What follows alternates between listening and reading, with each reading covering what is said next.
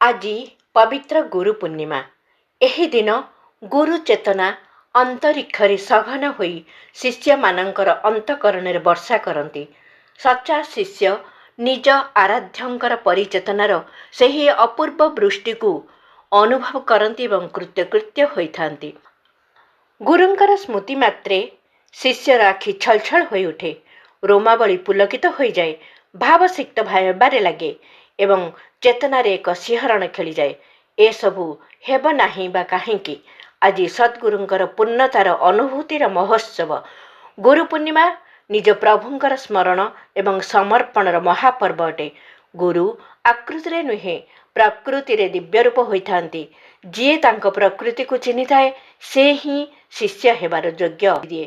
ଶିଷ୍ୟତ୍ୱ ତ ସମର୍ପଣର ସାଧନା ଅଟେ, ଯାହାର ଏକମାତ୍ର ଅର୍ଥ ହେଉଛି ନିଜ ଗୁରୁଙ୍କ ଚରଣରେ ଅହଙ୍କାରର ବିସର୍ଜନ।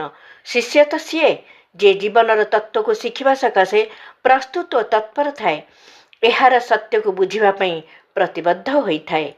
ଶିଷ୍ୟ ଯେପରି ସଦ୍ଗୁରୁଙ୍କୁ ଖୋଜିଥାଏ, ଠିକ୍ ସେହିପରି ସଦ୍ଗୁରୁ ମଧ୍ୟ ନିଜର ସତ୍ପାତ୍ର ଶିଷ୍ୟକୁ ଖୋଜିଥାନ୍ତି।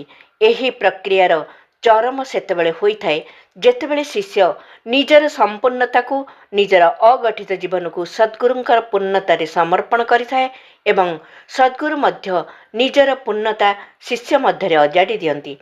ଏହି ମଧୁର ମୁହୂର୍ତ୍ତ କ୍ଷଣ ହୋଇଥାଏ ଗୁରୁ ପୂର୍ଣ୍ଣିମା ମହୋତ୍ସବ, ଯାହାକୁ ଶିଷ୍ୟ ଏବଂ ସଦ୍ଗୁରୁଙ୍କର ଚେତନା ସମନ୍ୱିତ ରୂପେ ପାଳନ କରିଥାନ୍ତି। ଧନ୍ୟବାଦ।